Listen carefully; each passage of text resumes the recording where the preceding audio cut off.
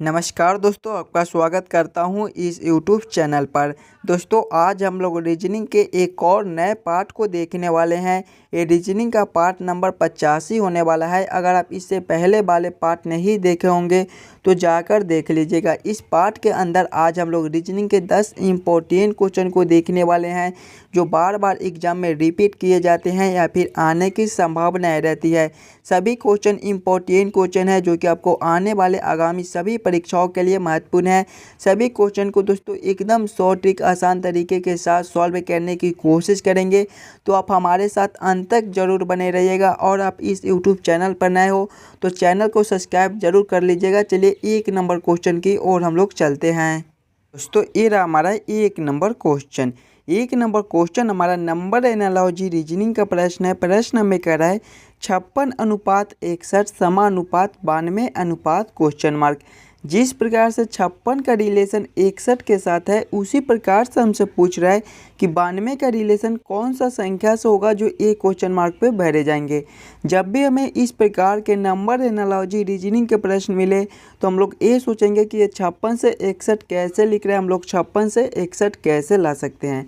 देखिए, अगर हम लोग 56 + 5 कर देंगे तो हमारा 61 बन जाएगा। वही सेम इसमें करेंगे, 92 + 5 करेंगे तो हमारे 97 हो जाएंगे। लेकिन 97 हमारा किसी भी ऑप्शन में नहीं दिया गया है, यानी जोड़ने से हमारा काम नहीं बन रहा है। इस प्रकार से इस क्वेश्चन मार्क को हम लोग सॉल्व नहीं कर सकते हैं। कोई और दूसरा तरीका से हम लोग सोचेंगे 56 से 61 लाने को। देखिए, 56 से हमें 61 लाना है। क्या करेंगे 56 को ताकि हमारा 61 बन जाए। 56 को ध्यान से देखेंगे तो ये हमारा 5 और 6 से मिलकर बनता है। अगर दोनों संख्या को स्क्वायर करके आपस में जोड़ ले, यानी कि 56 का 5 का स्क्वायर + 6 का स्क्वायर करेंगे तो हमारे कितने हो जाएंगे। 5 का स्क्वायर हमारा 25 होता है और 6 का स्क्वायर हमारा 36 होता है। दोनों को आपस में जोड़ेंगे, 25 + 36 करेंगे तो हमारे 61 हो जाएंगे, जो कि यहाँ पर लिखा हुआ है। वही सेम हम लोग इसमें करेंगे। हमारा 92 है। 92 हमारा 9 और 2 से मिलकर बनता है। दोनों संख्या का स्क्वायर करके आपस में जोड़ लेंगे, यानी कि 9 का स्क्वायर + 2 का स्क्वायर करेंगे तो 9 का स्क्वायर हमारा कितना होता है, 81 होता है। प्लस करेंगे 2 का स्क्वायर हमारा 4 होता है। 81 + 4 करेंगे तो हमारे 85 हो जाएंगे। 85 हमारा कौन सा ऑप्शन में है, ऑप्शन नंबर सी में दिया गया है, जो कि हमारे सही उत्तर हो जाएंगे। इस क्वेश्चन मार्क पे दोस्तों हमारे 85 भरे जाएंगे। सभी क्वेश्चन इंपॉर्टेंट क्वेश्चन है, तो पहले आप खुद से ज़रूर सॉल्व करने की कोशिश कीजिएगा। चलिए अगले प्रश्न की ओर हम लोग चलेंगे, क्वेश्चन नंबर 2 की ओर। ये रहा हमारा क्वेश्चन नंबर 2। क्वेश्चन नंबर 2 हमें कह रहा है निम्नलिखित प्रश्नों में दिए गए विकल्पों में से प्रश्न चिन्ह के स्थान पर आने वाली संख्या को चुनिए। प्रश्न चिन्ह कहाँ पर है हमारा, यहाँ पर है। इन्हीं क्वेश्चन मार्क पे कौन सी संख्या भरी जाएगी ये हमसे पूछ रहा है। जब भी हमें इस प्रकार के मिसिंग नंबर से रिलेटेड क्वेश्चन मिले तो ऐसे क्वेश्चन को हम लोग दो तरीके से सॉल्व करने की कोशिश कर सकते हैं। पहले तो हम लोग क्वेश्चन को इस लाइन से देखेंगे।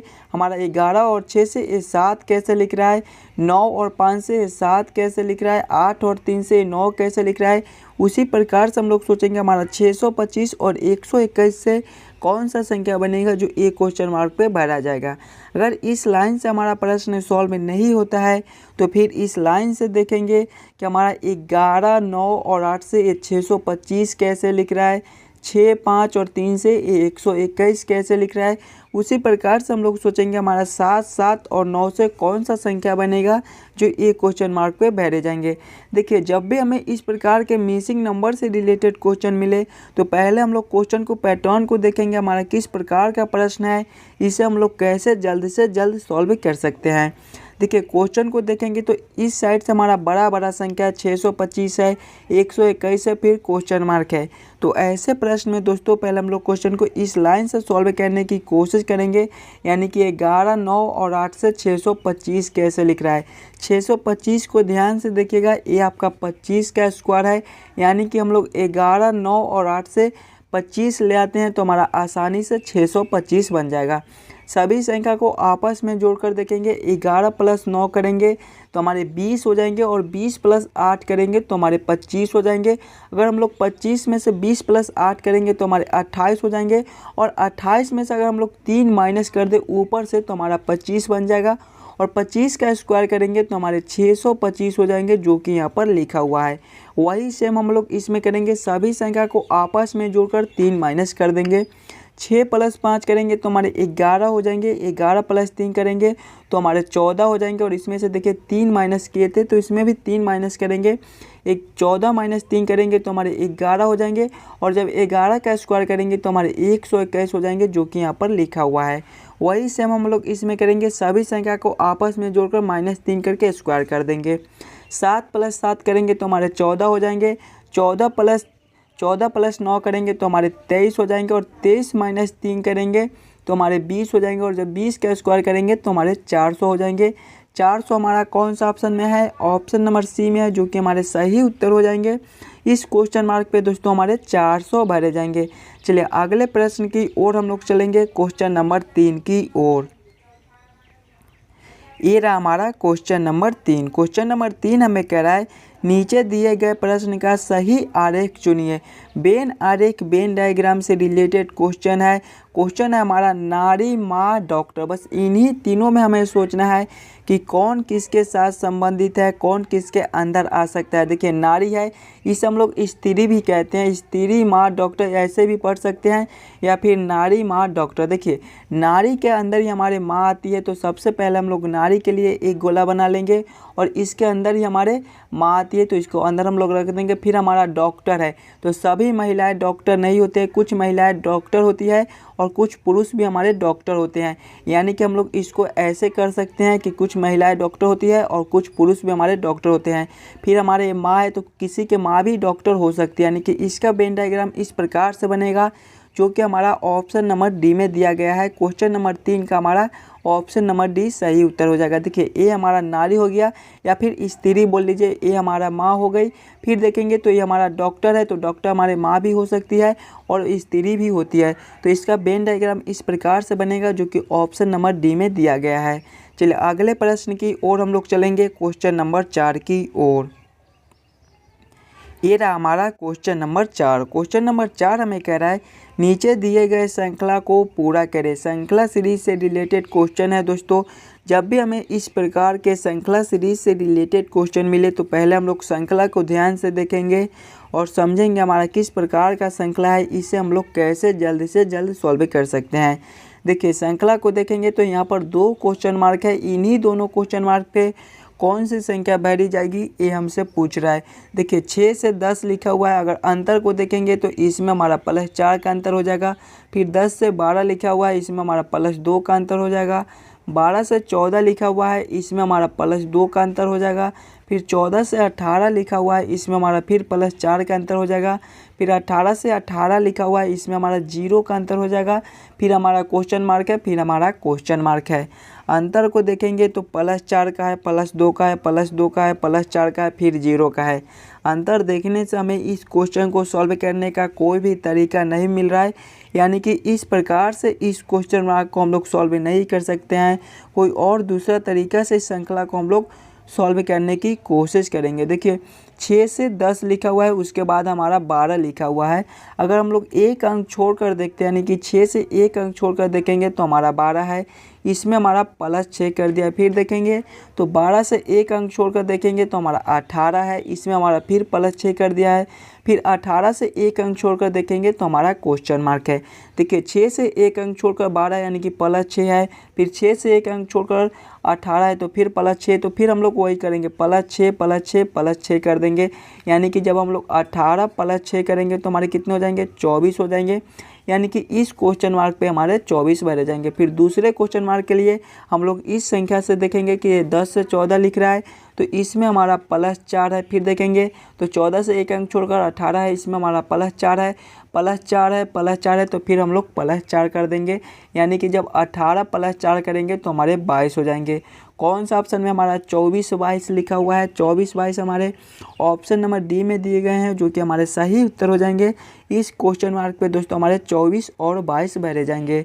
चलिए अगले प्रश्न की ओर हम लोग चलेंगे, क्वेश्चन नंबर 5 की ओर। ये रहा हमारा क्वेश्चन नंबर 5। क्वेश्चन नंबर 5 हमें कह रहा है निम्नलिखित प्रश्नों में दिए गए विकल्पों में से संबंधित अक्षरों को चुनिए। प्रश्न हमें कह रहा है KMP अनुपात IKN समानुपात NHC अनुपात क्वेश्चन मार्क। जिस प्रकार से दोस्तों KMP का रिलेशन IKN के साथ है, उसी प्रकार से हमसे पूछ रहा है NHC का रिलेशन कौन सा अक्षर से होगा, जो ये क्वेश्चन मार्क पे भरे जाएंगे। जब भी हमें इस प्रकार के प्रश्न मिले तो ऐसे प्रश्न को पहले हम लोग सिंगल अक्षर को देखेंगे, यानी कि ये K से I कैसे लिख रहा है, M से K कैसे लिख रहा है और P से N कैसे लिख रहा है। उसी प्रकार से हम लोग सोचेंगे हमारा N से कौन सा अक्षर बनेगा, H से कौन सा अक्षर बनेगा और C से कौन सा अक्षर बनेगा। देखिए K से I लिखा हुआ है, इसमें क्या कर दें कि K-2 जब हम लोग करेंगे, K-2 करेंगे तो हमारे I हो जाएंगे, यानी इसमें हमारा -2 कर दिया है। फिर देखेंगे तो M से K लिखा हुआ है, इसमें भी हमारा -2 कर दिया है। जब M-2 हम लोग करेंगे, M-2 करेंगे तो हमारे K हो जाएंगे, यानी कि इसमें भी हमारा -2 कर दिया। फिर देखेंगे तो P से N लिखा हुआ है, इसमें भी हमारा -2 कर दिया। जब P-2 हम लोग करेंगे तो हमारे N हो जाएंगे, यानी कि तीनों अक्षर में हमारा -2 कर दिया है। वही सेम हम लोग इसमें करेंगे, तीनों अक्षर में -2 कर देंगे। जब N-2 करेंगे तो हमारे L हो जाएंगे। फिर हमारा H है, H-2 करेंगे तो हमारे F हो जाएंगे। और फिर हमारा C है, C-2 करेंगे तो हमारे A हो जाएंगे। कौन सा ऑप्शन में हमारा LFA लिखा हुआ है, LFA हमारे ऑप्शन नंबर A में दिए गए हैं, जो कि हमारे सही उत्तर हो जाएंगे। इस क्वेश्चन मार्क पे दोस्तों हमारे LFA भरे जाएंगे। चलिए अगले प्रश्न की ओर हम लोग चलेंगे, क्वेश्चन नंबर 6 की ओर। हमारा क्वेश्चन नंबर 6 हमें कह रहा है निम्नलिखित प्रश्न में दिए गए विकल्पों में से संबंधित शब्द को चुनिए। प्रश्न हमें कह रहा है पैमाना अनुपात लंबाई समानुपात सिस्मोग्राफ अनुपात क्वेश्चन मार्क। जिस प्रकार से दोस्तों पैमाना का रिलेशन लंबाई के साथ है, ये पैमाना से लंबाई लिख रहा है, उसी प्रकार से हमसे पूछ रहा है सिस्मोग्राफ से कौन सा शब्द बनेगा, जो ये क्वेश्चन मार्क पे भरे जाएंगे। जब भी हमें इस प्रकार के प्रश्न मिले तो हम लोग सबसे पहले ये सोचेंगे पैमाना से लंबाई कैसे लिख रहा है। देखिए पैमाना से लंबाई नापी जाती है, उसी प्रकार से हम लोग सोचेंगे सिस्मोग्राफ से क्या नापा जाता है, भूकंप मापा जाता है। तो भूकंप हमारे ऑप्शन नंबर B में है, जो कि हमारे सही उत्तर हो जाएंगे। जिस प्रकार से पैमाना से लंबाई नापी जाती है, उसी प्रकार से हमारे सिस्मोग्राफ से भूकंप मापे जाते हैं। सभी क्वेश्चन इम्पोर्टेंट है, कुछ इसी प्रकार के क्वेश्चन एग्जाम में पूछे जाते हैं, तो पहले आप खुद से ज़रूर सॉल्व करने की कोशिश कीजिएगा। चलिए अगले प्रश्न की ओर हम लोग चलेंगे, क्वेश्चन नंबर 7 की ओर। हमारा क्वेश्चन नंबर 7 हमें कराए यदि पीले का अर्थ हरा है, हरे का अर्थ सफ़ेद है, सफ़ेद का अर्थ लाल है, लाल का अर्थ काला है, काले का अर्थ नीला है, नीले का अर्थ बैगनी है, तो मानव रक्त निम्नलिखित में से कौन सा है। देखिए जब भी हमें इस प्रकार के प्रश्न मिले तो सबसे पहले हम लोग ये देखेंगे कि हमसे पूछ क्या रहा है। देखिए हमसे पूछ रहा है मानव रक्त निम्नलिखित में से कौन सा है, तो सबसे पहले हम लोग ये सोचेंगे मानव रक्त किस प्रकार का होता है, किस कलर का होता है। तो मानव रक्त हमारे लाल कलर के होते हैं, तो लाल के बदला यहाँ पर क्या लिखा हुआ है। देखिए पीले का अर्थ हरा, यानी कि पीले के जगह पे हरा को लिखना है। हरे का अर्थ सफ़ेद है, यानी कि हरे के जगह पे सफ़ेद को लिखना है। फिर सफ़ेद का अर्थ लाल है, यानी कि सफ़ेद के जगह पर लाल को लिखना है। और लाल का अर्थ काला है, यहाँ पर देखिए लाल का अर्थ काला है और मानव रक्त हमारा लाल कलर का होता है, तो लाल के जगह पे हमें काला को लिखना है। तो काला कौन सा ऑप्शन में है, ऑप्शन नंबर A में दिया गया है, जो कि हमारे सही उत्तर हो जाएंगे। क्वेश्चन नंबर 7 का हमारा ऑप्शन नंबर A काला सही उत्तर हो जाएगा। चलिए अगले प्रश्न की ओर हम लोग चलेंगे, क्वेश्चन नंबर 8 की ओर। हमारा क्वेश्चन नंबर 8 हमें कह रहा है नीचे दिए गए प्रश्न में अक्षर श्रृंखला को पूरा करें। अक्षर श्रृंखला से रिलेटेड क्वेश्चन है, इम्पोर्टेंट क्वेश्चन है। ऐसे क्वेश्चन आपको हर एग्जाम में पूछे जाते हैं, तो पहला वीडियो को रोककर खुद से ज़रूर सॉल्व करने की कोशिश कीजिएगा। देखिए किस प्रकार से ऐसे प्रश्न को हम लोग सोचेंगे ताकि हमारा प्रश्न जल्द से जल्द सॉल्व हो जाए। देखिए जब भी हमें इस प्रकार के प्रश्न मिले तो पहले हम लोग खंड में बांट लेंगे ऐसे क्वेश्चन को। देखिए ए है, ए के बाद हमारा खाली स्थान है, फिर सी है, फिर हमारा ए है, फिर हमारा खाली स्थान है, फिर हमारा बी है, फिर हमारा सी है, फिर हमारा खाली स्थान है, फिर हमारा ए है, बी है, फिर खाली स्थान है, सी है। देखिए खंड में किस प्रकार से इसे हम लोग तोड़ सकते हैं। ए है तो ए के बाद हमारा सी है, बीच में खाली स्थान है। अगर हम लोग यहाँ पर बी को भर देते हैं तो हमारा एक खंड बन जाएगा ए बी सी। इसको हम लोग एक खंड में ले लेंगे। फिर देखेंगे तो हमारा 2 बार ए है और इधर 1 बार बी है। अगर हम लोग बीच में एक और बी को भर देते हैं तो देखिए 2 बार बी, 2 बार ए, 2 बार बी, 2 बार सी, हमारा एक खंड ए बन जाएगा। फिर देखेंगे तो हमारा खाली स्थान है, 2 बार ए है, 3 बार बी है। अगर हम लोग एक बार यहाँ पर ए और भर देते हैं तो हमारा 3 बार ए हो जाएगा, 3 बार बी हो जाएगा।